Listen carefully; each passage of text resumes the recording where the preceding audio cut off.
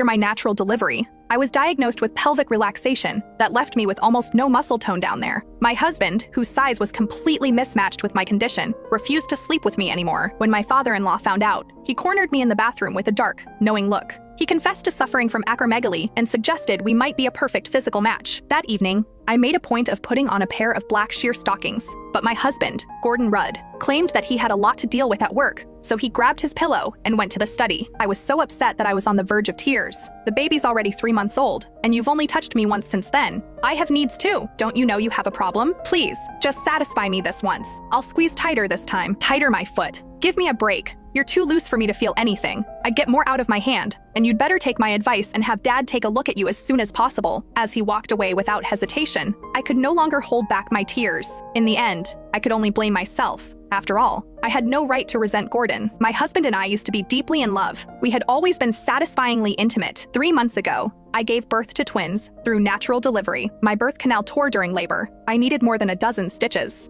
After that, everything down there became unbearably loose. Our intimacy took a massive hit. My husband slept with me only once after the birth, then flatly refused to do it again. These past few weeks, I had been making do with eggplants, cucumbers, and stuff. But as big and thick as those things were, they could not compare to a real, warm man. If anything, they only made my cravings stronger. That night, I was so desperate, I swallowed my pride and begged my husband again. However, not only did he refuse me outright, he once again told me to find time to see his father for treatment as soon as possible. My father-in-law, Mark Rudd, was a gynecology specialist at a top-tier local hospital. He was incredibly skilled. People even called him a miracle worker in gynecology. He was my father-in-law, after all. How could I, as his daughter-in-law, possibly go to him with a problem like that? Even though Mark was nearly 50, he was strikingly handsome. He always wore a pair of gold-rimmed glasses that made him look refined and scholarly. He kept himself in excellent shape, too. His body was firm and muscular, radiating a kind of mature masculine charm. Ever since Gordon stopped touching me, I had fantasized about Mark more than once. If he were really the one examining me for that condition, I would probably lose control and humiliate myself beyond belief.